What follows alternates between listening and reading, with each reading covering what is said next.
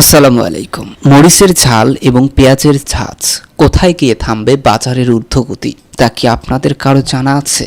আর কেনই বা এমন বাজারের ঊর্ধ্বগতি শুরু হয়েছে যা আর নিম্নমুখী হওয়ার কোনো সম্ভাবনাই দেখা যাচ্ছে না? বাংলাদেশের মানুষ এই কথার সাথে পরিচিত, যে জিনিসের দাম একবার বেড়ে যায় সেই জিনিসের দাম আর কমে না। কথা কিন্তু আসলেই সত্য। কাঁচামরিচের ঝাল এবং পেঁয়াজের ঝাঁজে সীমিত আয়ের মানুষের জীবন অষ্টাগত।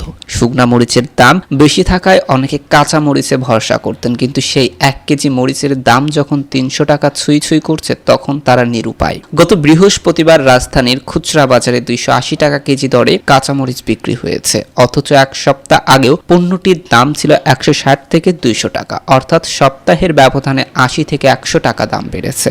এই কথা প্রযোজ্য পেঁয়াজের ক্ষেত্রেও। বছরের শুরু থেকেই দফায় দফায় পেঁয়াজের দাম বাড়লেও সরকারের পক্ষ থেকে কার্যকর কোনো পদক্ষেপ নেই। সপ্তাহের ব্যবধানে কেজিতে 10 থেকে 20 টাকা মূল্য বৃদ্ধি মোটেই কিন্তু স্বাভাবিক নয়। বাজারে এখন প্রতি কেজি পেঁয়াজ বিক্রি হচ্ছে 100 থেকে 110 টাকা কেজি।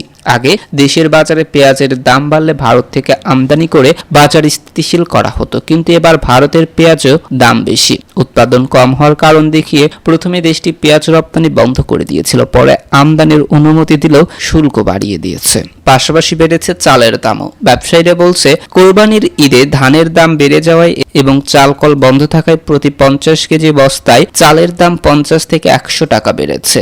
প্রথম আলোর খবর থেকে জানা যায়, এক সপ্তাহের ব্যবধানে সবজির দাম কেজিতে 20 থেকে 50 টাকা বেড়েছে। বাজার ভেদে বেগুন বিক্রি হয়েছে 100 থেকে 140 টাকা কেজি। দিন দশেক আগেও এর দাম ছিল 60 থেকে 80 টাকা কেজি। কাঁকরোলের দাম 30 টাকা থেকে বেড়ে 100 টাকা, করলা 30 থেকে 50 বেড়ে 120 থেকে 140 টাকা কেজি দরে বিক্রি হয়েছে।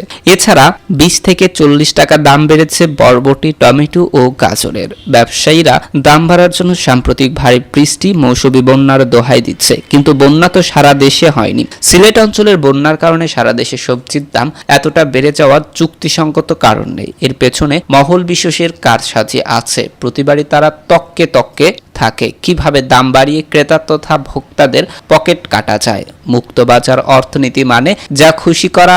বাজারের ওপর সরকারের যে তদারকি থাকার কথা সেটি পুরোপুরি অনুপস্থিত। ঈদের সময় সরকারের মন্ত্রী আমলারা কিছুটা নড়ে চড়ে বসেছিলেন, কিন্তু বিভিন্ন বাজারের ভোক্তা অধিকার অধিদপ্তরের কিছু তৎপরতাও দেখা গিয়েছিল। ঈদের পর সবাই নিরাপত্তা পালনকে শ্রেয় মনে করছে।